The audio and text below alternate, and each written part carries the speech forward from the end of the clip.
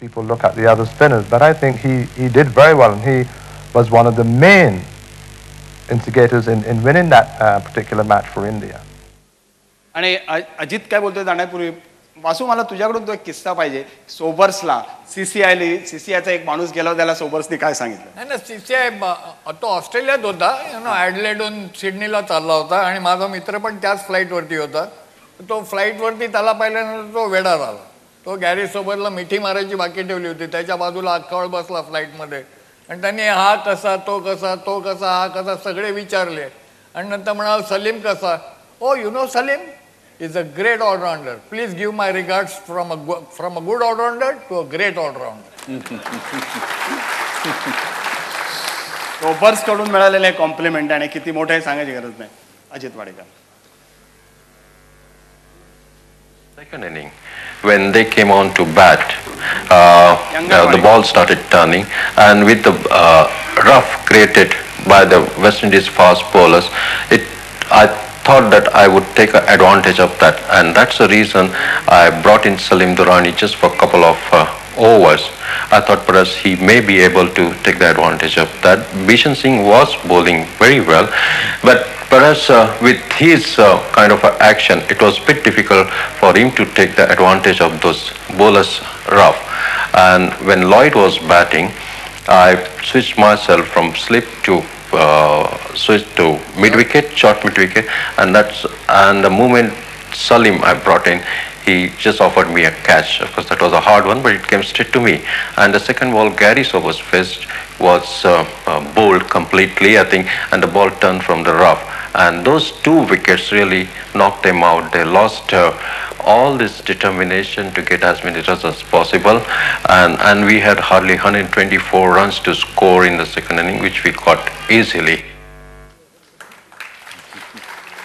मला त्याच्या ह्या बॉलिंगबद्दल विचारण्यापूर्वी मला तुला पहिला प्रश्न असा विचारलाय की 71ला सलीम दुरानी तू पिक कसा केला ॲज अ कॅप्टन, म्हणजे तू त्याची निवड कशी केली? कारण त्यापूर्वी मला वाटतं 70 त्याची जो मोठा परफॉर्मन्स केला 72ला गेला, त्याच्या आधी तो एक 2 वर्ष 3 वर्ष टेस्ट क्रिकेट खेळलेला नव्हता. 67ला जेव्हा चंदू आणि त्याची पार्टनरशिप झाली त्याच्यानंतर सलीम दुरानी फारसं टेस्ट क्रिकेट खेळलेलं. पण पप्पू, तू आता तर ऐकलंस की सलीम किती ग्रेट होता, म्हणजे की मी थोडासा लहान होतं त्याच्यापेक्षा, अजून आहे लहान परंतु तर माझा पण हिरोच होता. म्हणजे आम्ही सिपला म्हणून ऑफिस होतं ते टाइम्स टू द मेन, आम्ही एकत्र खेळलो. मी कॉलेजमध्ये होतो त्यावेळेस तर माझ्यासमोर त्यांनी जेवढ्या रन्स वगैरे करायचं, त्यामुळे माझा पण तो खरोखर एक असा आवडता असा लेफ्ट हँड प्लेयर होता, खेळाडू होता. आणि मला खरोखर वाटलं की सलीमबाईला जेवढा चान्सेस मिळाला पाहिजे तेवढे मिळाले नाही. आणि एक तर आम्हाला एक असा खेळाडू पाहिजे होता की जो कुठल्याही बॉलिंगला कधी रन्स म्हणजे न घाबरता करू शकेल आणि मध्येच लागला तर त्याचा उपयोग पण स्पिनर म्हणून पण करता येईल, आणि ते त्यांनी सिद्ध करून दाखवलं आणि म्हणूनच तो टीममध्ये आला. ग्रेट. आणि मला वाटतं त्याविषयी आणखीन बोलण्यापूर्वी मला असं वाटतं ज्या माणसासाठी आपण इथे सगळे जमलेले आहोत त्या सलीम दुरानीचं आपण इथे स्वागत करूया. प्रिन्स सलीम की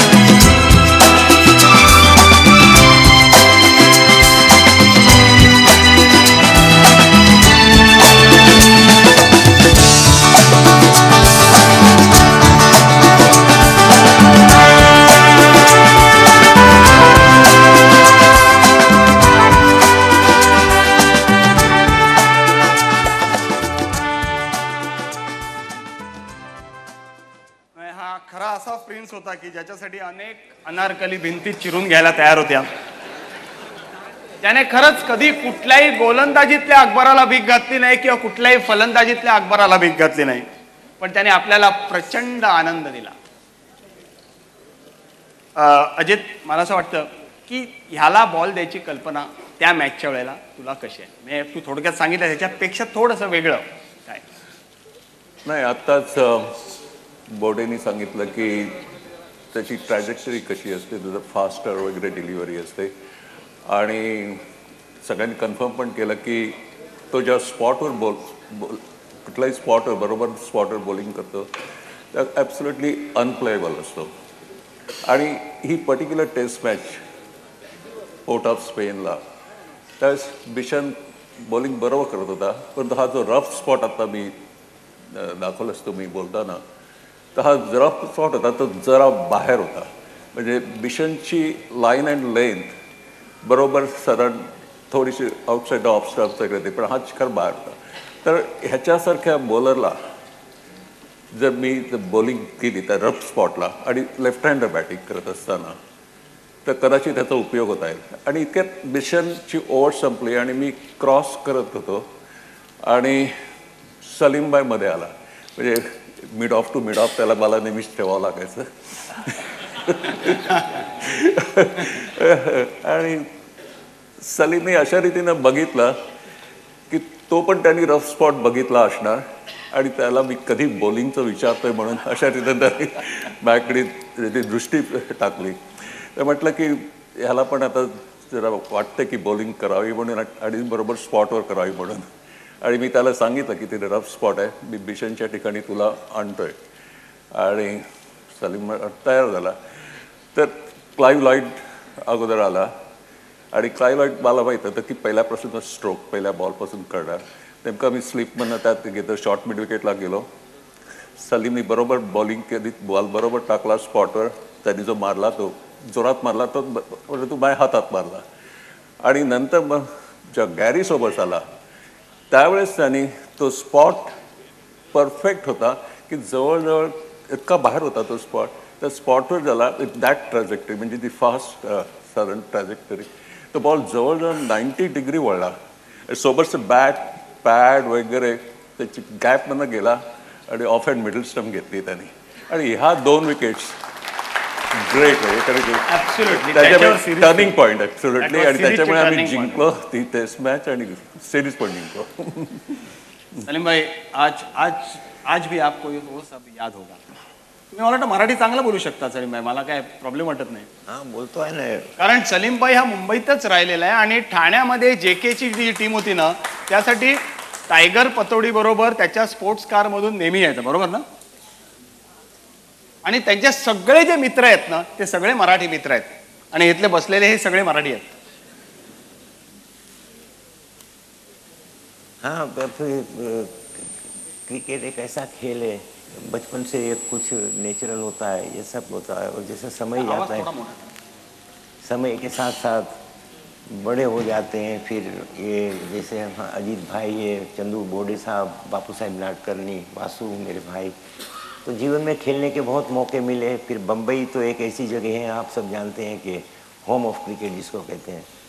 तो इसके अंदर कुछ इतनी यादें मिली जुली हुई है, सिर्फ टेस्ट क्रिकेट की नहीं, स्कूल डेज से लेकर आज तक. अब तो निवृत्त हो गए खेल से, लेकिन अभी भी ये हमारा जीवन था, जीवन है. और अभी जैसे बोडे साहब ने कहा कि it's a religion in India, it's a way of life, ज़िंदगी का एक तरीका है जीने का.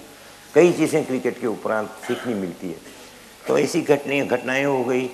और मेरे जीवन में तो ऐसे हुआ है जैसे कि मैं अपने जीवन में कभी सोच ही नहीं पाता था कि ये चीज़ें होंगी. जैसे अजीत भाई ने बताया कि 2 विकेट, तो गेंद डालने के पहले पता नहीं होता क्या होगा. पूरी प्रयत्न करके क्या हो गया, तो भगवान की कृपा हो गई, अल्लाह का करम हो गया कि ये सारी चीज़ें फिर जीवन से ऐसी जुड़ जाती है कि you always cherish it till you leave.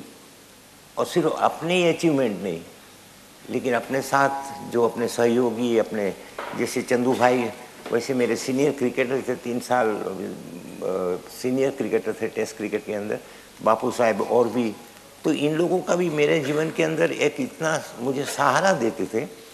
बापू साहब ने कई बार मैं बॉलिंग इतनी ख़राब कर लेता था तो बापू बोला, काय माइला काय करतो, तेरी लाइन ठीक नहीं है, तू ये कर. बापू साहब कह देते थे. और फिर मैं सोचता था कि बापू ठीक कह रहे हैं. लेकिन कई बार हमेशा तो ये सब नहीं होता. चंदू भाई बोर्डे में बैटिंग करूं, उनके साथ काफ़ी पार्टनरशिप की है. तो वो ऐसे गेंदबाज थे उन दिनों में, स्पिनर्स भी इतने बढ़िया और तेज़ गेंदबाजी भी इतनी अच्छी होती थी।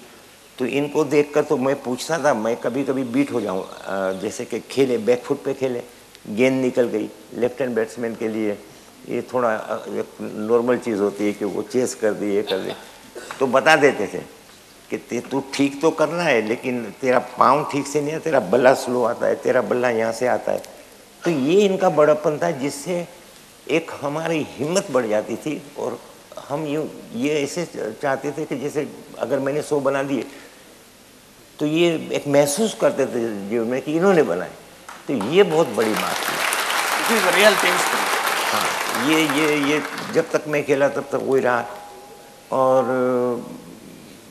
मेरे पिताजी भी भारत के लिए 2 क्या कहते हैं अनऑफिशियल विकेट कीपर थे ना? जी हाँ, विकेट कीपर थे और ओपनिंग बैट्समैन थे। और वहाँ भी साहब विराजमान थे, पवार साहब भी विराजमान थे। तो मुझे पूछा, अभी भी मुझे पूछ रहे थे, तो मैंने SG सिंधे साहब थे भारत के लिए, वो 3 टूर की थी उन्होंने, ऑस्ट्रेलिया लाला जी की कप्तानी में, फिर इंग्लैंड पधारे थे वो। और मेरे पिताजी भी खेले थे 2 अनऑफिशियल टेस्ट में। और मेरे पिताजी के कप्तान थे कर्नल CK नायडू, जिसका मैं खुशनसीबी है मेरी कि मुझे वो लाइफ टाइम अचीवमेंट अवार्ड मिला। उसके लिए मैं आभारी हूँ शरद पवार जी का, BCCI का। और ये तो जीवन में एक हकीकत है। तो जीवन में नाम के साथ कुछ रोज़गार भी होता है, तो सही मौके पे ये सब मिल गया, उनका मैं बहुत आभारी हूँ। और तो मेरे पिताजी जब खेले थे तो कर्नल CK नायडू साहब वो थे, कप्तान थे। तो मेरे लिए एक ये भी बहुत ही अहमियत रखती है बात कि उनके नाम का अवार्ड मुझे मिला। नायडू वाज one of the greatest cricketers ever. हाँ, वो भीष्माचार्य बोलते हैं हम। मैं इसलिए कहूँगा कि एक बार मैं राजस्थान से खेलता था 1958 में, लेट महाराणा भागवत सिंह जी मेवाड़, उन्होंने मेरी ज़िंदगी में बहुत मुझे मदद की और बहुत आभारी उनका, वो देवलोक हो गए। तो हम बनारस खेलने गए थे। तो कर्नल साहब उन दिनों में, उनकी उम्र होगी शायद 64 ईयर्स की एज थी उनकी। और हमारी टीम में विनू मांकड़ थे, शायद सुभाष गुप्ते साहब, सुभाष भाई, वो भी दुनिया के बहुत बड़े नामी बॉलर हो गए, 1 नंबर इंडिया के। तो कर्नल साहब एट द एज ऑफ 64 उन्होंने बैटिंग किया। उनके साथ सैयद मुश्ताक अली, जो उन दिनों के बड़े नामी ओपनिंग बैट्समैन थे। तो कर्नल साहब ने ऐसी बैटिंग की, हम लोग देखते थे कि ये कैसे खेलते होंगे, इतना ग्रेस, एक इतनी पर्सनालिटी, जैसे कोई एक शहंशाह चला आ रहा है। बैक खेले, फॉरवर्ड खेले और उन्होंने 2 6 मारी। एक तो विनू मांकड़, विनू भाई भी दुनिया के बड़े, हमारे गांव के थे वो, उनका भी, वो भी मुझे बच्चे की तरह प्यार करते थे। उनको एक बैकफुट पे इन्होंने मार दी, दन के वैसी जोर की मारी कि वो झाड़ के ऊपर से बॉल बाहर चली गई। दिस इज फैक्ट। फिर एक दूसरी भी उन्होंने मारी और फिर फुटवर्क भी इतना अच्छा। तो ये भी एक, मैं इसलिए कह रहा हूँ क्योंकि मैंने ये देखा, इनके खिलाफ में खेला, I was in the team Rajasthan के लिए। तो ये बहुत बड़ी बात हो जाती है जीवन में, कुछ ऐसे घटनाएं हो जाती जो कभी इंसान भूल नहीं सकता। तो उनके बारे में 2 शब्द कहने का जो मुझे आज मिला है मौका, तो वो भी मैं भगवान का शुक्रगुजार हूँ।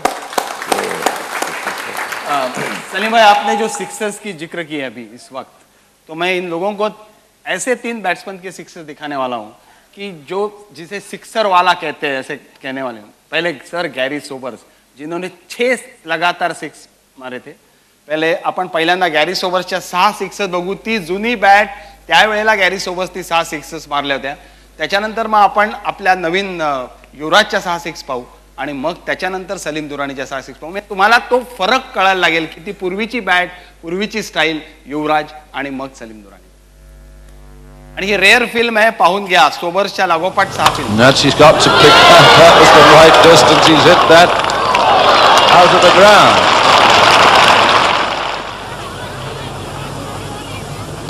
That's another one. Goodness gracious me, that top at the top. You see the chap climbing up there to have a look over the wall. 52 in 29 minutes. That's another one up in the enclosure. 3 balls, 3 sixes, 58. What an incredible bit of hitting. Oh, he's got the shorter one. It's up again.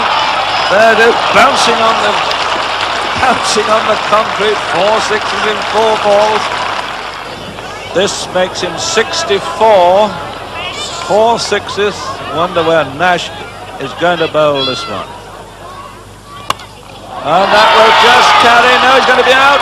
Caught out. Oh, he's dropped it. He's over the boundary. 6 it is. 5 on the trot. Oh, this is incredible. Now, this is 6 on the trot's a world record. Been done before, but 70 on the board. And he's done it! He's done it! And my goodness, it's gone way down to Swansea. 6 on the trot. 6 Sixers मारणारा तो पहिला first class क्रिकेटमध्ये मारणारा पहिला sir Gary sober. शेवटचा ball केवळ 12 runs देता येत नाही म्हणून 6 दिला, नाही तर इट वॉज अ 12. खरं सांगायचं इतक्या लांब गेला तो बॉल, नंतर सापडलाच नाही ना वाचू. आणि त्यावेळेचा त्याची जी बॅकलिफ्ट होती ती बॅकलिफ्ट आणि फॉलो थ्रू पाहिला. आता एक बदललेला म्हणजे युवराज सिंगला खरं तर आजच्या काळातला सलीम दुराणी म्हणायला काहीच हरकत नाही. बऱ्याच बाबतीत सलीमचं आणि त्याचं साम्य होतं.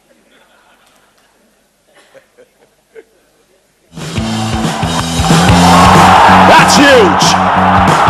That is a biggie. It's out of here. 6 ball. Just a flick of the wrist.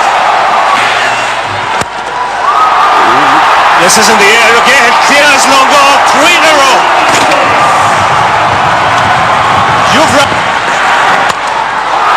It doesn't. It's 4 in a row.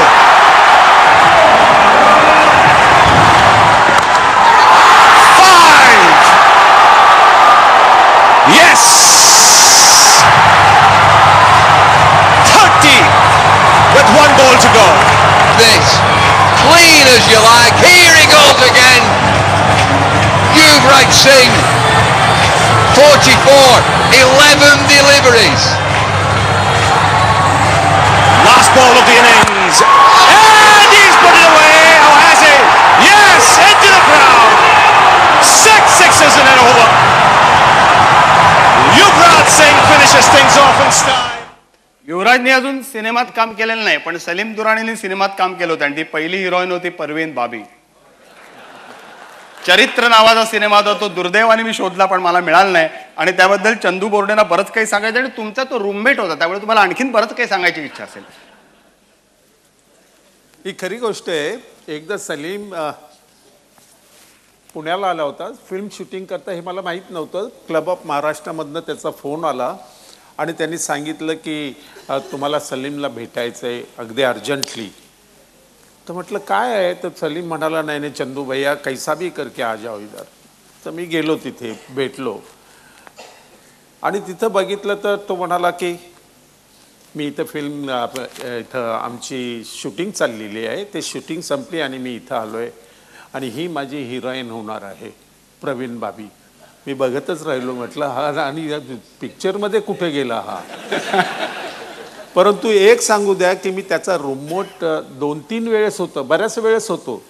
आणि त्यावेळेस त्याचा रूममेट असणं म्हणजे एक प्रकारची तुमच्यावर फार मोठी जबाबदारी होती. आणि दुसरी गोष्ट म्हणजे त्या रूममध्ये राहायचं की नाही हा प्रश्न पडायचा. कारण तो इतका पॉप्युलर हो दोन्ही मंडळी बरोबर. यु नो त्याची पॉप्युलॅरिटी किती हे दिसूनच येते, किती मोठा तो पॉप्युलर होता खरोखर अप्रतिम. आणि ते मी बघितलं की कलकत्त्याला आम्ही असे ग्रेट ईस्टर्न हॉटेलमध्ये राहतो आणि त्यावेळेस काय आमच्या रूममध्ये 3-3, 4-4 लोक ठेवायचे. आता प्रत्येकाला एक रूम मिळते ते निराळी गोष्ट. आम्ही दोघं रूम पार्टनर होतो आणि त्या कलकत्त्यामध्ये हे म्हणजे महाराज, कारण बरेचसे महाराज लोकांच्या बरोबर खेळलेले. उदयपूरचे, नंतर राजसिंग, सूर्यवीर सिंग, हनुमान सिंग असे हे सर्व सिंग महाराजांबरोबर खेळलेले आहेत. त्यांच्याबरोबर राहून यांचाही स्वभाव आता दिलदार झाला. आणि जे यायचे आमच्या रूममध्ये प्रत्येक कोणाला चहा मागव, कोणाला सँडविच दे, कोणाला, आणि तिथे बसल्यानंतर इतकी मंडळी असायची त्या सर्वांना एंटरटेन करायचं. आणि त्यावेळेस आम्हाला 250 रुपये मिळायचे गो. आणि त्यावेळेस म्हणजे त्याच्यातले काही ते ग्राउंड्समनला जायचे, काही ड्रेसिंग रूममध्ये जायचे बेररला. आणि शेवटी जाताना काय असायचं की हे दिलदार हे स्वभाव त्यांचा, या प्रिन्समुळे त्यांचा स्वभाव म्हणजे दिलदार झाला होता. तर जाताना मग ते पैसे जरा जास्त व्हायचे. बिल कसं द्यायचं, मग हे साहेब सर्व जे असोसिएशनचे लोक असायचे त्यांच्याशी दिलगिरी करायची आणि त्यांचे सर्वांचं त्याच्यावर प्रेम आहे हो, ते मग ते बिल द्यायचे. असा हा सलीम दुरानी, याच्याबरोबर राहायचं म्हणजे खरोखर एक प्रकारचं मैदानावर गेल्यावर जसा चॅलेंज असतो ना तसा तो चॅलेंज असायचा. आणि एकदा तर CCI आम्ही राहत होतो. 12:30 वाजता असा ठक ठक आवाज आला मला. तर मी घाबरलो, एकटाच राहिलो. हे साहेब कधी आले बाहेरून मला माहीत नाही. मी झोपलो होतो, उठलो, ताबडतोब बॅट घेतली. कोण, मला वाटलं चोर वगैरे आला असेल. मी असं मारणार तर हे साहेब तिथे कॉर्नरमध्ये बसले होते, चिकन खात आणि ते बाकीचं घेत बसले होते. म्हटलं अरे सलीम, उद्या मॅच खेळायची ना, आता हे काय करतोयस. पण दुसऱ्या दिवशी तो अप्रतिम खेळला, उत्तम प्रकारे बॅटिंग केली. चंदू भैया जाने दो ना, जरा थक गया था इसलिए बैठा. 12:30ला थकलाय का असा हा सलीम. पण अतिशय दिलदार, लाघवी स्वभावाचा. आणि कधीही कोणी, आता हे इतके जे लोक यायचे त्याला सांगितले सिक्सर मारा वगैरे, तो सिक्सर मारायचा आणि कधी कधी त्यामध्ये तो आऊट व्हायचा. त्यामुळे काय व्हायचं, कधी कधी टीमवर परिणाम व्हायचा. आणि अनफॉर्च्युनेटली त्याचा म्हणजे सिलेक्टर्सनी ते एक निराळ्या दृष्टिकोनातनं पाहायचे आणि जेवढ्या मॅचेस त्याला खेळायला पाहिजे होत्या ते मिळू शकले नाही. पण तो हा दिलदार माणूस, अगदी उत्तम खेळाडू. आणि त्याचा स्वभाव म्हणजे खरोखर इतका लाघवी स्वभाव, कुठे गेला तो माझ्याच मते तो अजात शत्रू आहे. प्रश्नच नाही, सर्वजण प्रेम करतात. त्यांनी काही जरी केले तरी त्याच्यावर प्रेम करतात. तसा आहे तो, देखणाय आहे तो सारा तो. आणि सर्व लोक त्याचा, जिकडे मी जातो तिकडे चांगल्या प्रकारे त्याच्याविषयी बोलतात. खरोखर मला फार त्याच्याबद्दल आदरही वाटतो. आणि त्याच्या खेळाच्या बद्दल मी एक चाहता म्हणून म्हटलं तरी हरकत नाही. फार उत्तम प्रकारे. फक्त मी सुरुवातीला सांगितलं की त्याचं फिल्डिंग जरा असतं, त्याबद्दल आपण यायचंच आहे. कारण वन डे क्रिकेटमध्ये जर खेळला असताना तरी देखील त्याला फिल्डिंग करायची जरूर नसायची, कारण तो बॅटिंग देखील इतका उत्तम करायचा, इतके धावा करायचा. फार उत्तम प्रकारचा खेळाडू होता. आणि वासू, आत्ताचा जर रनरचा जर नियम आला असता तर मग सलीमला खेळणं प्रॉब्लेम झाला असतं. नाव इज व्हेरी लकी. आता रनर अलाउड नाही. आता खेळला असता तर would have been in trouble. त्याच्यामुळेच तो आला तो. नाही, तो गेल्यानंतर आला. ते त्याला बघून तो होता त्यावेळी आला असता तर तो प्रॉब्लेम निर्माण झाला असता. मला वाटतं अजित 1973 साली तुला रनरचा प्रॉब्लेम झालाच होता. मग शेवटी ऑब्जेक्शन घेतलं गेलं. आता जसं चंदूनी म्हणाला तसंच की फिल्डिंगच्या बाबतीत पण प्रॉब्लेम होता. म्हणजे आमच्याकडे 1-2 असे होते जरा चांगले फिल्डर्स असे. एक दिलीप होता, नंतर एक सलीम भाई. आणि बॅटिंगला ऑफकोर्स दोघेही पण तसेच होते, चॅम्पियन रनिंग बिटवीन विकेट. की त्यांना रनरची गरज लागायचीच, परंतु रनर नाही मिळाला तर कदाचित चंदूसारखा बिचारा आऊट व्हायचा 98ला. म्हणूनच त्याला.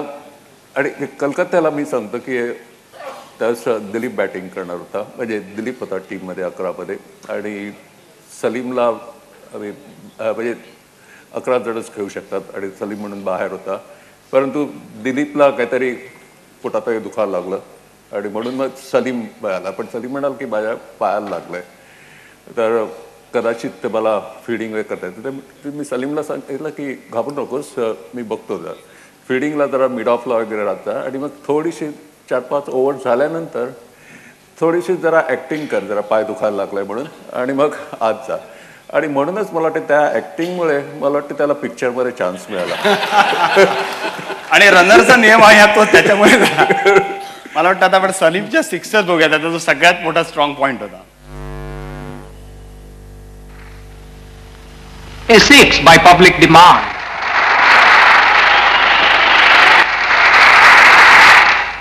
Here comes Durrani's 6-6 of the series.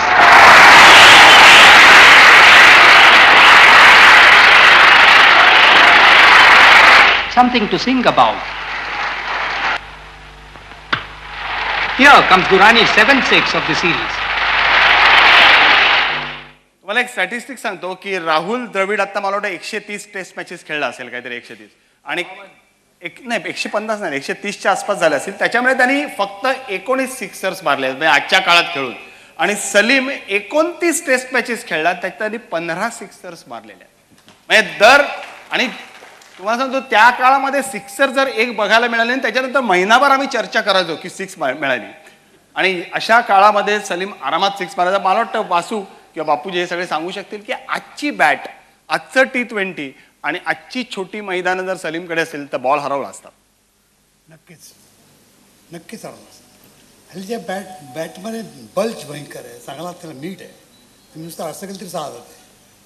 आणि ह्या रस्त्याकडे इतकं टायमिंग छान होतं की हा प्रत्येक बॉल मला चर्चबीट त्यांनी फेकला असता. आणि आता 2020ला बाउंड्री पण लहान आहे ना, 60 yards आहे, काही ठिकाणी 58 विकेट जरा सरकवली की एका साईडला 55. 55ला बाउंड्री मारा, आपण पण एखादी मारू, पण तो काय 7-8 मारेल. त्याला काय सहज असं केलं की बाउंड्री, असं केलं की 6, जरा बॅकलिफ्ट सोडवली की सरळ 6. You are very talented player, brilliant player, absolutely. Salim मला एक प्रश्न विचारा की तुम्हीच मला एकदा मागे सांगितलं होतं की आपण अजितच्या त्या सिरीजच्या वेळेला आपल्याला एकदा मद्रासला, चेन्नईला 80 रन्स जिंकायला पाहिजे होत्या आणि आपल्या 6 विकेट्स गेल्या होत्या. त्यावेळेला केवळ तुमच्या बॅटिंगमुळे जिंकलो आपण. तुम्ही 37 रन्स केले होते आणि त्यात गिफोर्डला लागोपाठ 2 सिक्सर्स मारल्या होत्या. तो गिफोर्ड तुम्हाला काहीतरी बोलला आणि तुम्ही पुढे आलात आणि 2 सिक्सर्स मारल्यात. आणि मग त्याला सांगितलं की मला तुम्ही त्यावेळेला सांगितलं होतं की उसको बॉस कोण आहे दिखाना था. हे तुम्ही कसं काय करू शकायचं, काय किस्सा होता तो? फार जास्ती टेन्शन होते भारतीय टीमवर. आमची 6 विकेट गेली होती आणि मी बॅटिंग करते होते, तर तेव्हा attack was the only answer to win the match. तो मैंने उनको एक लिफ्ट कर दिया मिड ऑफ के ऊपर और वो गेंद थोड़ी सी छोटी पड़ी, वो 6 नहीं थी. तो गिफर्ड आए मेरे पास, मुझे कभी तो तुम अपने सीधे बल्ले से खेलो, तुम अगेंस्ट द स्पिन मारता है, you are playing against the spin, why can't you play with the straight bat. I said look Jiffy you better keep bowling, continue your bowling, because there is nobody who is spinning here. You don't spin the ball, that's why I'm playing here. He got wide. He said, okay, let's see. Second ball again, he ball on the middle leg, and then I went to the pitch of the ball and I got the elevation also. और मार दी तो फिर 6 चली गई. तो कुछ ऐसी चीज़ें हो जाती जो हमेशा के लिए याद रह जाती है. But he was a very nice person, very sporty. लेकिन अंडर रूल को तो आपने मारा था जब हम लोग ने सबने डिमांड किया वी वांट सिक्सर, और आप नेक्स्ट बॉल आगे गए और 6 चला दिया. हाँ, ऐसे तो हुआ था, लेकिन जब मेरे चाहने वालों ने चिल्लाया कि सलीम 6 मार दे, तो इत्तेफाक से वो गेंद भी तो ऐसी पड़ गई थी ना कि एवरीथिंग वेंट माय वे, और वो लग गई. अच्छा टाइमिंग हो गया, तो एक सिक्का लग गया, मोहर लग गई कि भाई ये तो. कई बार मैं रणजी ट्रॉफी में भी इस तरह लोग चिल्लाते थे, तो जहाँ 100 होने थे वहाँ 80 पे आउट होता था, because of to satisfy people. Salim बरोबरच सलीम एक्झॅक्टली कुठे हा लेफ्ट हँडर्स होणे बसतो आणि लेफ्ट हँडर बॅट्समन होणं काय ॲडव्हान्टेज असतो याचं आपण एक थोडक्यात पाहूया. काही ग्रेट लेफ्ट हँडर्स पाहूया, कदाचित सलीमला सुद्धा ते आवडू शकतील कारण ते त्याचे कुठेतरी आयडॉल्स असतील. 1 by 1. आणि त्यापूर्वी मला एकच दाखवायचं की सलीम दुरानीने जी 75वीं विकेट काढली, आपको याद होगा 75th विकेट, कि जो आपने अजीत भाई से बॉल लिया और कहा वो क्या किस्सा था? नहीं देखिए, ऐसा मैंने अजीत भाई से बॉल नहीं ली थी, लेकिन मैं I was itching to bowl. Because we had a great bowlers like Bishan Singh Bedi, Prasanna, Venkataraghavan. Team में देख वो वेस्ट इंडीज के दौरे पे एज ए बॉलर गए थे, और I went there as a, I was over the hill almost. मतलब मेरे आखिरी दिन थे क्रिकेट में. तो लेकिन मैं फिर भी अच्छी बॉलिंग कर लेता था ना उन दिनों में भी. तो मैं अजीत भाई के साथ, मैं कॉलेज में पढ़ते थे, तब से हमारी दोस्ती है, और तब से जो उनका पहले भी स्वभाव था उतना प्यारा अभी भी है। ज़्यादा रन करते थे, 200 200 300 रणजी में, बात कम करते थे, रन ज़्यादा बनाते थे। तो फिर इनको भी बापू नाडकर्णी तो नहीं थे, वो था जय था, जय सीमा थे, मेरे अच्छे दोस्त थे, अभी नहीं है वो। उन्होंने और फिर अजीत भाई ने भी सोचा होगा कि विकेट स्लो है, Bishan was a flighter of the ball, और प्रसन्ना भी करीब करीब अपने प्राइम में नहीं थे, वो एक ज़माना गुजर गया था उनका भी। तो इन्होंने सोचा अगर the one who hits the deck, who hits the pitch पे जो जोर से बॉल मारेगा, विकेट स्लो थी, वो स्लो टर्नर थी। तो मुझे दिया, इन्होंने बुलाया, तो वो मैंने इनके हाथ से बोल ली, तो वो लोग समझे मेरे एक कप्तान के हाथ में से कोई इतना तो बदतमीज क्रिकेटर नहीं होगा जो गेंद ले ले। अरे सचिन तेंदुलकर ने लिया था ना उधर कलकत्ता में, लास्ट ओवर डालने के लिए कोई कैप्टन डालने के लिए तैयार नहीं था, तब उन्होंने बॉल खींच के लिया था। Ajit Wadekar was coach at that time, Ajit साहब को पता है। हाँ, तो वो सचिन ने सोचा होगा कि मैं जल्दी से आखिरी ओवर वो साल सफर गया। अरे बॉल छोड़ते थे सब लोग, उसने ही बॉल पकड़ा। हाँ, तो बच्चा था, उत्साह था, लेकिन टीम के लिए कर रहा था, तो कोई बुरी बात नहीं है अगर गेंद लेके डाल दी तो फिर आपने उनकी विकेट ले ली ऐसे। हाँ, तो सर गॅरी की विकेट मिळाली। एक आपल्याला ती विकेट मिळाली नाही, कारण मी ती खूप विकेट शोधण्याचा प्रयत्न केला, पण विकेट काढल्यानंतर ग्रेग जाताना फक्त दिसतो, एक ऐतिहासिक क्षण म्हणून तो आम्ही घेतला। Greg is Durrani, 75th victim in Test cricket. He's been caught by Solkar for 5. आपल्या टेलिव्हिजनची ही दुर्दशा होती की विकेट घेतल्यानंतर मग तो कॅमेरा तिथे गेला, ऍड दाखवतो। आणि वासू, मला वाटतं आपल्या शेवटच्या पर्यायामध्ये आपण लेफ्ट आर्म बॅटिंग बद्दल एक थोडंसं बोलणार आहोत, आणि सलीमचे काही जे आवडते लेफ्ट हँड असते आपण एक एक जाऊया। पहिल्यांदा wicket with the score 1 for 65. हा सगळ्यांचाच आवडता आहे।